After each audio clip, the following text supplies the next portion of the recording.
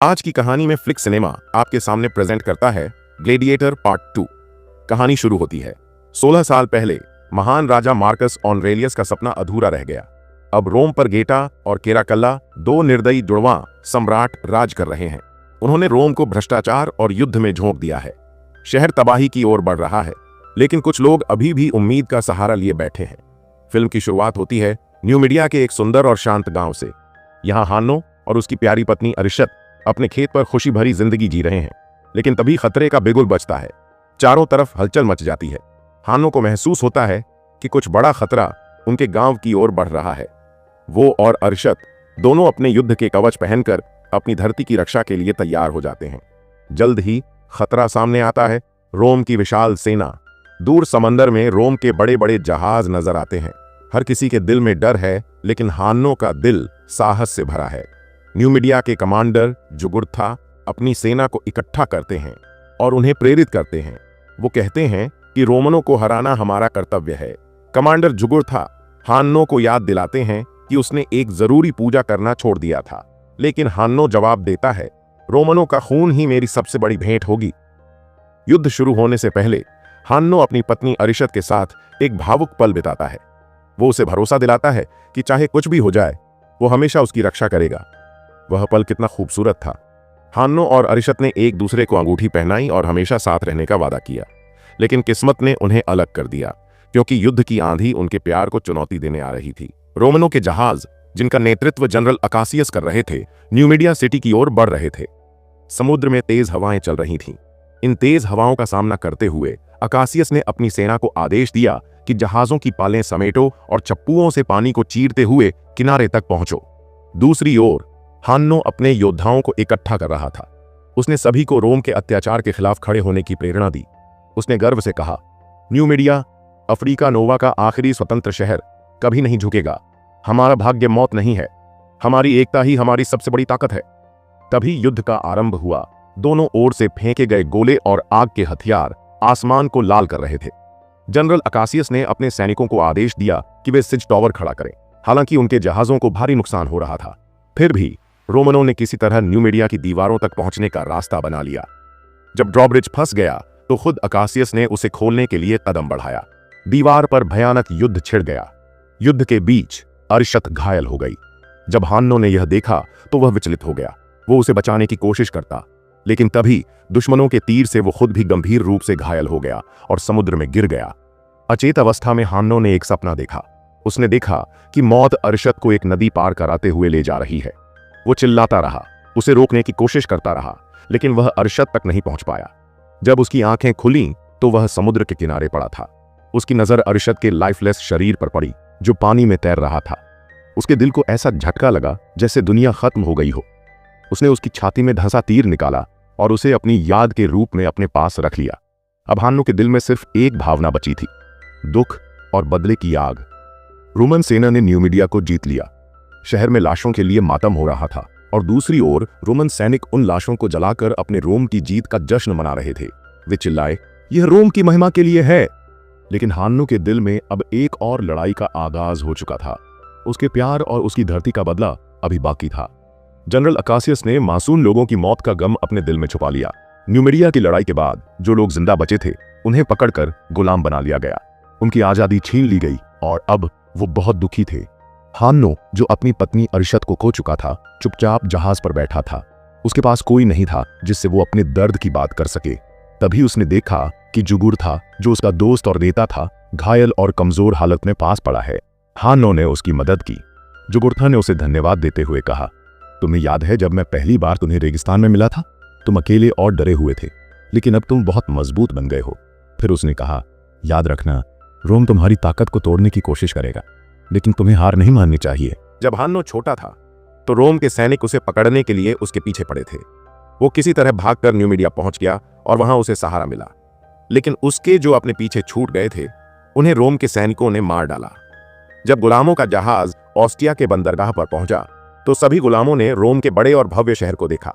शहर बहुत खूबसूरत था, ऊंची इमारतें, चौड़ी सड़कों और भीड़ भाड़ से भरा। लेकिन गुलामों के दिल में बस दुख और दर्द था। वहीं दूसरी ओर जनरल अकासियस का रोम में हीरो की तरह स्वागत हुआ। लोग उसकी जीत का जश्न मना रहे थे। सम्राट गेटा और कैराकल्ला ने उसे एक लॉरेल क्राउन पहनाया और उसके सम्मान में खेलों का आयोजन किया। लेकिन अकासियस ने उनसे कहा कि वो बस अपनी पत्नी लुसिला से मिलना चाहता है। सम्राटों ने उसकी बात नहीं मानी और उसे अगले युद्ध की तैयारी करने को कहा। एंटियम नाम की जगह पर गुलामों को एक बड़े मैदान में लाया गया। यहां उन्हें जंगली और खतरनाक बाबून बंदरों से लड़ने के लिए मजबूर किया गया। रोम के लोग ये तमाशा देखने आए थे और गुलामों को खरीदने की योजना बना रहे थे। गुलामों के बीच जुगुर्था बहुत कमजोर दिख रहा था। हान्नो ने उसे अपने पास रहने को कहा। जंगली बंदरों को छोड़ दिया गया और मैदान में हड़कंप मच गया। सब लोग अपनी जान बचाने की कोशिश कर रहे थे। मैदान में लड़ाई शुरू होते ही जुगुर्था को जंगली बंदरों ने घेर लिया। वो उन्हें रोकने की कोशिश करता, लेकिन बंदरों ने उसे काट खाया और मार डाला। ये देखकर हान्नो ने हिम्मत जुटाई और एक बंदर से भिड़ गया। लड़ाई बहुत भयानक थी। आखिरकार उसने अपनी पूरी ताकत लगाकर बंदर को गला घोंट कर मार डाला। ये देखकर वहां मौजूद मैक्रोनस बहुत प्रभावित हुआ। उसने हान्नो की ताकत में संभावनाएं देखीं और उसे खरीद लिया। उसी रात जनरल अकासियस अपनी पत्नी लुसिला से मिलने पहुंचा। वो भगवान का शुक्रिया कर रहा था कि वो जिंदा घर लौट आया। लुसिला ने उसे गले लगाया और दोनों ने शांतिपूर्ण पल बिताया। भगवान का शुक्र है कि तुम सुरक्षित लौट आए। अगले दिन बचे हुए गुलामों को मैक्रोनस के प्रशिक्षण स्थल पर लाया गया। वहां से मैक्रोनस ने ऊंचाई से सब कुछ देखा, जबकि वीगो ने गुलामों को समझाया कि कैसे वो अच्छे योद्धा बन सकते हैं और अगर वो अच्छा लड़ें तो उन्हें आजादी भी मिल सकती है। वो बोले, योद्धा बनो और योद्धा बनकर ही आजाद हो सकते हो। जब वीगो की नजर हान्नो पर पड़ी तो उसने मजाक में उसे मंकी ईटर, बंदर खाने वाला, कहा। सभी गुलाम हंसने लगे। रात के खाने में भी दोस्तों ने हान्नो को छेड़ा और बंदर की आवाजें निकालने लगे। सब हंस रहे थे और कमरे में खुशी का माहौल बन गया। कुछ समय बाद मैक्रोनस ने अपने नए योद्धाओं से मुलाकात की। वो हान्नो से बहुत प्रभावित था और उसकी ताकत को परखना चाहता था। उसने हान्नो को वीगो के साथ लड़ने को कहा। हान्नो ने आसानी से वीगो को हरा दिया, जिससे मैक्रोनस और भी खुश हो गया। उसने कहा, अच्छे योद्धा चुनना भी एक कला है। मुझे गुस्से वाले योद्धा पसंद है। लेकिन हान्नो ने साफ मना कर दिया कि वो अपनी मर्जी से नहीं लड़ेगा। मैक्रोनस ने पूछा, तो फिर किसका सिर चाहिए तुम्हें? हान्नो ने गुस्से में कहा, मुझे रोम के सैनिकों का सिर चाहिए या फिर जनरल अकासियस का। मैक्रोनस ने उसकी चुनौती को स्वीकार करते हुए कहा, धैर्य रखो, वो दिन जल्दी आएगा। इधर अकासियस अपनी पत्नी लुसिला से बात कर रहा था। वो सम्राटों के अत्याचार से बहुत नाराज था। उसने कहा, न्यू मीडिया में जो कुछ भी हुआ वो गलत था। वहां कितनी ही माएं अपने बच्चों के लिए रोईं। ये सम्राटों का घमंड अब खत्म होना चाहिए। उसने अपनी योजना बताई कि उसकी सेना 10 दिनों में ऑस्ट्रिया पहुंचेगी और सम्राटों को हटाने की शुरुआत होगी। इसके बाद सम्राटों और रोम के अमीरों के लिए एक बड़ी दावत का आयोजन किया गया। दावत में थ्रेक्स ने मैक्रोनस का स्वागत किया। थ्रेक्स ने मजाक में पूछा कि क्या मैक्रोनस कभी सीनेटर बनने की योजना बना रहा है, लेकिन उसने बात बदल दी। दावत के दौरान भैक्स ने घोषणा की कि उसका योद्धा विटेक और हान्नो एक मुकाबले में लड़ेंगे। मुकाबला शुरू में सिर्फ दिखावे के लिए था, लेकिन तभी सम्राट कैराकल्ला ने आदेश दिया कि लड़ाई मौत तक होनी चाहिए। हान्नो की जीत और सम्राटों की दिलचस्पी। लड़ाई बहुत खतरनाक थी, लेकिन हान्नो ने अपनी ताकत और हिम्मत से विटेक को हरा दिया। थ्रैक्स, जिसने विटेक पर बहुत पैसे खर्च किए थे, अपनी हार और नुकसान पर दुखी हो गया। सम्राट गेटा हान्नो की कुशलता से प्रभावित होकर उससे पूछने लगे, तुम कहां से हो? हान्नो ने कोई जवाब नहीं दिया, लेकिन मैक्रोनस ने कहा, यह अपनी भाषा के अलावा कुछ नहीं समझता। फिर हान्नो ने एक कहानी सुनाई जो कविता की तरह थी। यह कहानी सम्राटों का अपमान कर रही थी, लेकिन उन्हें इसका मतलब समझ नहीं आया। वो इसे मजेदार मानकर हंसने लगे और बोले, कविता, यह मजेदार है। मुझे यह कवि फिर से लड़ते हुए देखना है।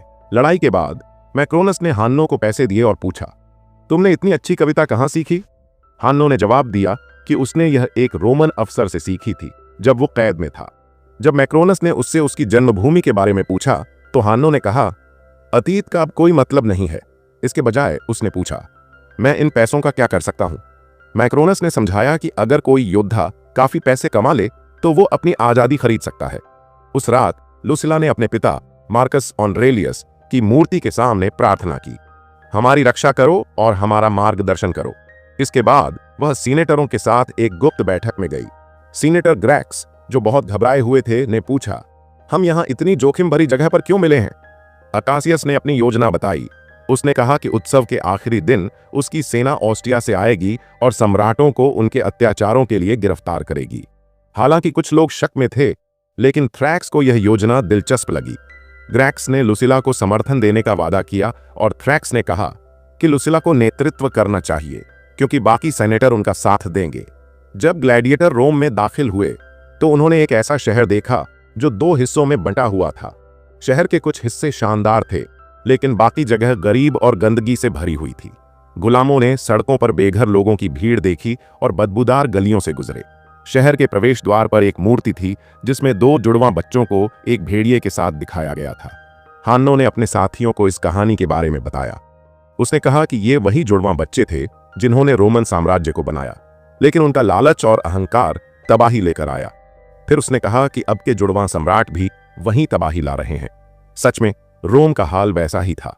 शहर बीमार लग रहा था, लोग बेचैन और मानसिक रूप से कमजोर थे। इधर थ्रैक्स और मैक्रोनस आपस में बात कर रहे थे। थ्रैक्स, जो भुगतान में देरी कर रहा था, मुश्किल में पड़ गया क्योंकि मैक्रोनस ने उसकी शर्त को 2 गुना कर दिया। उधर वीगो ने ग्लैडिएटर को मैदान की तैयारी के लिए लाइन में खड़ा किया। हान्नो की नजर दीवार पर पड़ी जहां विजेता ग्लैडिएटरों के नाम लिखे हुए थे, लेकिन एक नाम को खरोंच कर मिटा दिया गया था। हान्नो यह देखकर चौंक गया। रोम के कोलोसियम में रोमांचक खेल कोलोसियम में भीड़ जोर जोर से चिल्ला रही थी। खेलों के मास्टर ने सम्राट गेटा और कैराकल्ला का स्वागत किया और रोमन नागरिकों को रोम की महानता का जश्न मनाने के लिए प्रेरित किया। उन्होंने घोषणा की कि ये खेल जनरल अकासियस और उनकी पत्नी लुसिला को समर्पित होंगे। खेल शुरू होने से पहले सम्राटों ने जनरल अकासियस से भाषण देने को कहा। अकासियस ने विनम्रता से कहा, मैं सिर्फ एक सैनिक हूं, नेता नहीं। उनके शब्दों में छुपा एक संदेश था जिसे सम्राट समझ नहीं पाए, लेकिन मैक्रोनस समझ गए। कुछ देर बाद मैक्रोनस के योद्धा मैदान में उतरे। भीड़ की चीखों के बीच एक रोमन सैनिक एक विशाल गैंडे पर सवार होकर न्यूमीडियन ग्लैडिएटरों को हराने आया। गैंडा एक योद्धा को मार गिराता है। तभी हान्नो ने अपने कौशल का प्रदर्शन किया। उसने गैंडे को दीवार की तरफ दौड़ाया और सैनिक को लड़ाई के लिए मजबूर किया। भीड़ उत्साहित हो गई। लुसिला, जो ध्यान से हान्नो को देख रही थी, उसकी चालों और हिम्मत से प्रभावित हुई। उसे लगा कि हान्नो उसे किसी परिचित की याद दिला रहा है। हालांकि सैनिक ने हान्नो पर थोड़ी देर के लिए जीत हासिल कर ली, लेकिन सम्राट ने लुसिला से दया की सलाह मांगी। लुसिला ने दया का सुझाव दिया, लेकिन हान्नो ने दया ठुकरा दी और सैनिक को हरा दिया। भीड़ ने उसका नाम चिल्लाना शुरू कर दिया।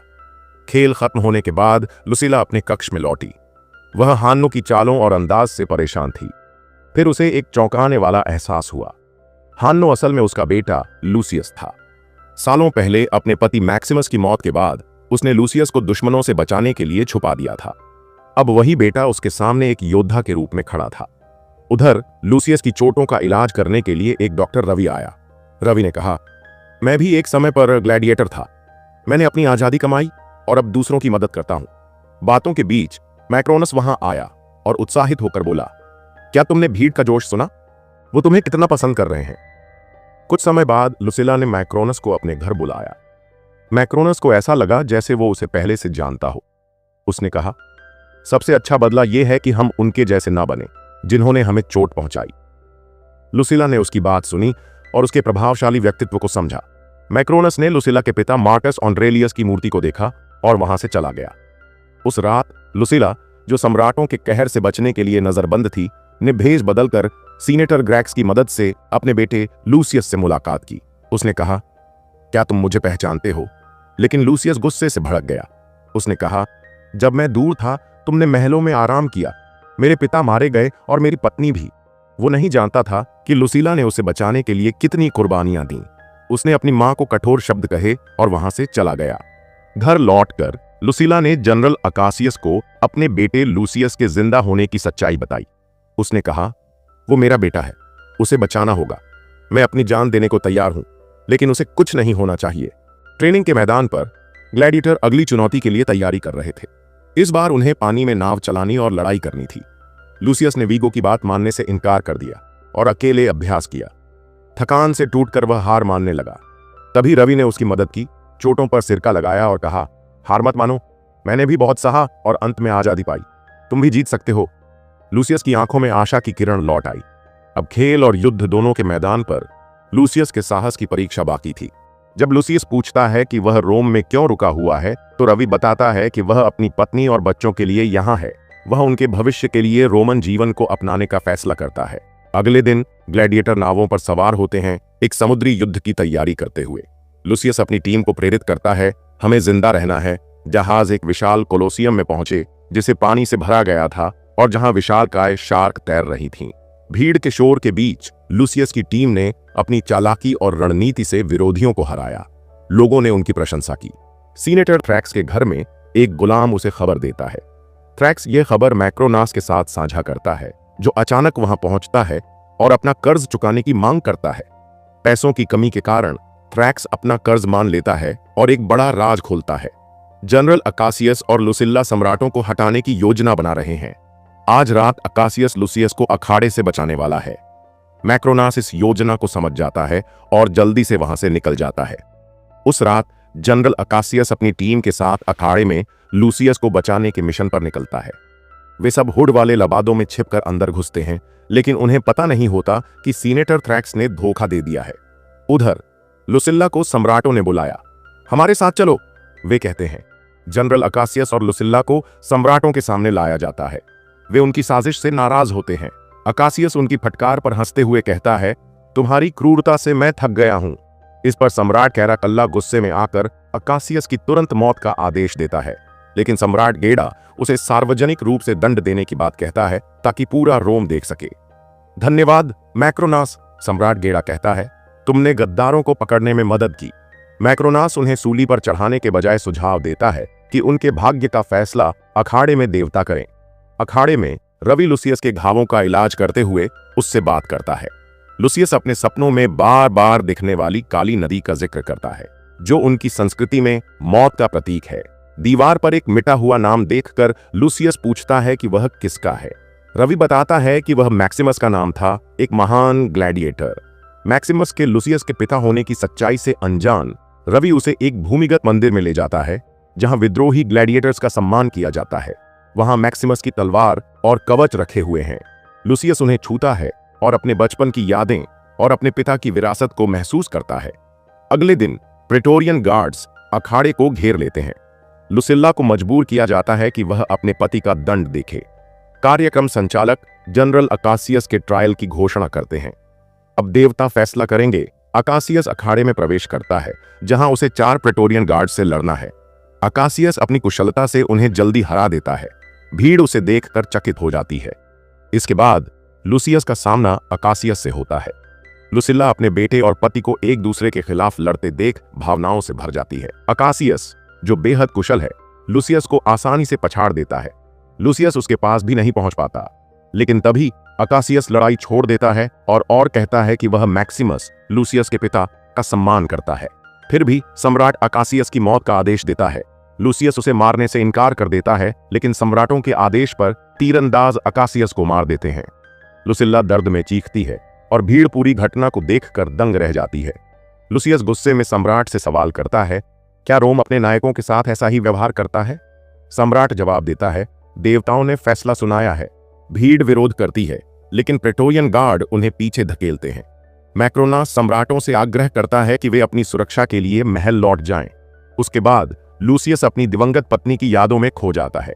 तभी मैक्रोनास वहां आता है और पूछता है, तुमने जनरल को क्यों नहीं मारा जिसने तुम्हारी पत्नी को मारा था? लुसियस जवाब देता है, मैं एक ग्लैडिएटर हूं और मैं अपने फैसले खुद करता हूं। मैक्रोनास कहता है, रोम की सच्चाई नहीं बदलेगी, तुम मेरे हथियार बनोगे। लेकिन लुसियस दृढ़ता से इनकार करता है, यह मेरी तकदीर नहीं है। जनरल अकासियस की मौत के बाद रोम में अफरा तफरी मच जाती है। लोग सम्राटों को मारने की मांग करते हैं। सम्राट गेडा गुस्से में अपने जुड़वां भाई कैराकल्ला को दोषी ठहराता है। मैक्रोनास दोनों भाइयों को आपस में लड़ाने की चाल चलता है। वह कैराकल्ला को समझाता है कि गेडा उसे दोषी ठहरा रहा है। कैराकल्ला का भरोसा डगमगा जाता है। एक रात कैराकल्ला अपने भाई गेडा के पास जाता है। मुझे मत मारो, गेडा गिड़गिड़ाता है, लेकिन कैराकल्ला उसकी बात नहीं सुनता और उसकी जान ले लेता है। मैक्रोनास वहां पहुंचकर कैराकल्ला के इस फैसले का समर्थन करता है। अब मैक्रोनास का नियंत्रण और मजबूत हो जाता है। दूसरी ओर लुसियस और उसकी मां लुसिल्ला दोनों कैद में होते हैं। लुसियस गुस्से में लुसिल्ला से पूछता है, क्या यह सच है कि उन्होंने तुम्हें मारने की योजना बनाई है? लुसिल्ला उसे बताती है कि उसने हमेशा उसे बचाने की कोशिश की। वह उसे अपने पिता मैक्सिमस की अंगूठी देती है और कहती है कि यह रोम की असली विरासत है। लुसियस उसे बचाने की कसम खाता है। संसद में कैराकल्ला अपने बंदर डारडास को पहला कौंसल घोषित करता है। सेनेटर चौंक जाते हैं लेकिन मजबूरी में समर्थन करते हैं। मैक्रोनास दूसरा कौंसिल बनता है और अपनी ताकत और बढ़ा लेता है। वह सेनेटरों को डराता है और समर्थन पाने में कामयाब हो जाता है। कैद में लुसियस रवि को बुलाता है और उसे अंगूठी देता है। यह जनरल डेरियस सिक्स्टस को दे आओ, वह कहता है। रवि उसे छोड़ने के लिए तैयार हो जाता है और लुसियस के लिए जेल की चाबी छोड़ देता है। रवि ऑस्टिया जाकर जनरल डेरियस को अंगूठी देता है। यह तुम्हें किसने दी? जनरल पूछता है। रवि पूरी सच्चाई बताता है और सेना रोम की ओर कूच करती है। कोलोसियम में खेलों की तैयारी चल रही है। कैराकल्ला लुसिल्ला को मारने का आदेश देने को लेकर हिचकिचाता है, लेकिन मैक्रोनास उसे कहता है कि शांति के लिए यह जरूरी है। उधर लूसियस और अन्य ग्लैडिएटर विद्रोह की योजना बनाते हैं। वह मैक्सिमस की तलवार और कवच पहनता है और कहता है, रोम में सम्मान को फिर से जीवित करना है। ग्लैडिएटर्स उसकी बात सुनकर आजादी के लिए लड़ने के लिए तैयार हो जाते हैं। अखाड़े में लूसियस को अपनी मां के लिए लड़ने के लिए चुना जाता है। प्रेटोरियन गार्ड उसे घेर लेते हैं। यह वही स्थिति थी जिसमें उसके पिता मैक्सिमस मारे गए थे, लेकिन इस बार लूसियस के पास एक योजना थी। अपनी तलवार ऊपर उठाकर लूसियस ने ग्लैडिएटर्स को आदेश दिया और वे अखाड़े में उमड़ पड़े। हर तरफ हाहाकार मच गया। सम्राट कैराकल्ला इस सबसे अनजान, रोमांचित होकर यह नजारा देख रहा था। तभी प्रेटोरियन कमांडर ने मैक्रोनास को सूचित किया कि ऑस्टिया से सेना रोम के पास पहुंच चुकी है। प्रेटोरियन गार्ड ने भीड़ पर तीर चलाना शुरू कर दिया, जिससे हिंसा और बढ़ गई। गुस्साई जनता ने भी लड़ाई में हिस्सा लेना शुरू कर दिया। इसी बीच मैक्रोनास ने मौके का फायदा उठाते हुए सम्राट कैराकल्ला को मार डाला। फिर उसने लुसिल्ला पर भी तीर चला दिया, जिससे उसकी मौत हो गई। पूरे शहर में विद्रोह फैल गया। मैक्रोनास भागने लगा, लेकिन लुसियस उसका पीछा कर रहा था। रोम के बाहर अकासियस और मैक्रोनास की सेनाएं आमने सामने थीं। युद्ध को रोकने के लिए मैक्रोनास और लुसियस ने द्वंद्व का फैसला किया। नदी के पास लड़ाई में मैक्रोनास ने लुसियस को लगभग हरा दिया। लुसियस पानी में गिर पड़ा और हार मानने वाला था। तभी उसे अपनी मां लुसिल्ला की आवाज सुनाई दी, लुसियस, तुम यह कर सकते हो, तुम मेरे बेटे हो। इससे लुसियस को नई ताकत मिली। उसने उठकर मैक्रोनास से आखिरी लड़ाई की और उसे हरा दिया। लुसियस ने घोषणा की, मैं रोम का असली उत्तराधिकारी हूं। फिर उसने दोनों सेनाओं से कहा, आओ मिलकर एक नए रोम का निर्माण करें, ऐसा रोम जो सभी के लिए हो। सेनाओं ने लुसियस के नेतृत्व को स्वीकार किया और शांति की कसम खाई। बाद में लुसियस कोलोसियम में अपने माता पिता के लिए शोक मनाता है। वह अपनी तलवार उनके सम्मान में जमीन पर रख देता है और फिर इसी के साथ यह कहानी खत्म हो जाती है। तो दोस्तों, अगर ये कहानी आपको पसंद आई होगी तो वीडियो को लाइक कर चैनल को सब्सक्राइब जरूर कर लें। अब मिलते हैं अगली वीडियो पर, तब तक के लिए धन्यवाद।